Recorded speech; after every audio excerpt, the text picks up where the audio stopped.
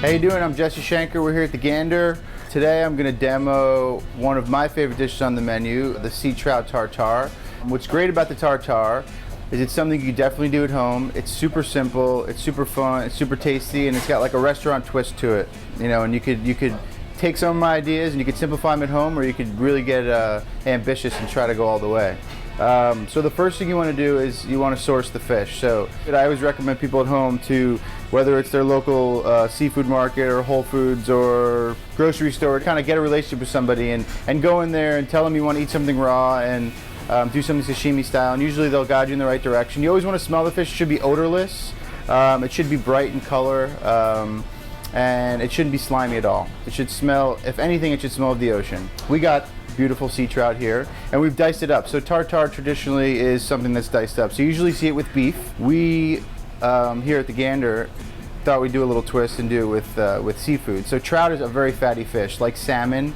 It's high in oil, it's high in fatty acids, and it really has just got that creamy, delicious texture that can go really well and stand up to the components of a traditional beef tartare. So we'll start with the chopped trout, and we'll put it in a bowl. We got this little ring mold which we use here, which we make it all pretty. And then we'll put this to the side real quick. And just like fish loves lemon and olive oil, like any raw fish can be eaten so great. Like just this with some lemon, olive oil, and a little salt would be great. But we're gonna take it up to another, a different level. So we got a little bit of fresh squeezed lemon juice. Now, if you added too much lemon juice, you would actually start to pickle it, and it'd be more of a ceviche. So this is something you want to do like last minute. So like right before you're gonna serve it. Very important. Good extra virgin olive oil, something you're gonna finish with, like something you use to dress a salad or use on a finishing oil for a piece of fish. It tends to be those liters that you see at the store that are in the $20s and $30. That's the one you want to use. So we have the olive oil and the lemon, and this right here is delicious. But we're gonna keep going. So we got some kosher salt. Again, fish love salt, and then some chopped chives. So again, in a normal beef tartare, you would have chopped chives or chopped red onions, something like that, something in the onion family. So in this case, we're going to use fresh chives. So these are just delicious, right? So we have a nice deep bowl. So at home, you could just spread this on a platter with croutons, but we're going to take it to another level, which is pretty simple. I'm going to explain as we keep going here. So we'll put the tartare into this ring mold. This way, it all stays in one shape.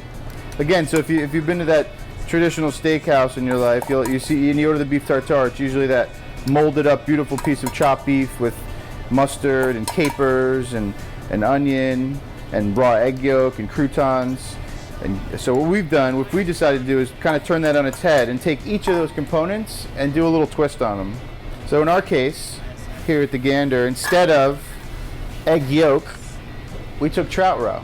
So this is basically the egg of the trout. So you have the same component, and we did add a little vinegar in there just so it's got a little sharpness, a little bite. So we put that on top. And again, we got the traditional capers that you would have, but in this case, we fried them. So they're crispy, they add a little more texture, and we just put that on top. When we fry the capers, we completely fry them. So pot of olive oil, 300 degrees, right in there, spoon them out after like 25 seconds. You'll see they'll fizzle up to the top and they'll be good to go. So what we do instead of traditional cornichon or pickle, what we actually do is take cucumbers and pre-julienne them with a little melon ball scoop, and then pickle them ourselves. So they got a little cornichon pickle action, but they're a little, they're cute. Everything's diced the same size, so when you mix it up, it's all very simply to eat. Put those on top. And then instead of Dijon mustard, we like to use Japanese mustard. So the Japanese mustard's got a really kick to it. So we just a little bit right on top. Don't want to do too much. And then since we're going along with the chives, we got these beautiful chive flowers. So these blossom on the top of a chive when they grow from the ground. So they got a really nice, herbaceous, oniony flavor, and they're beautiful, but they really add some nice fragrance to the dish. So we'll add those on top. And then to finish it, instead of Worcestershire sauce that you would have in it, we make a Worcestershire Bernays. So it's just a reduction of Worcestershire sauce with egg yolks and then just emulsified olive oil. So you don't have to do this at home. If you want to get creative, you could Google a recipe of Bernays. It's very simple, and just add some Worcestershire in your reduction. Or you could just put a couple of drips of Worcestershire and it'll have the same effect. And we just put that right on the side. So to finish the dish, we like to utilize the whole fish. So the skin of the fish is perfectly moist and it works great for chips. We dehydrate them overnight after we clean them really well, and then we flash fry them so they puff up almost like a skin chicharron.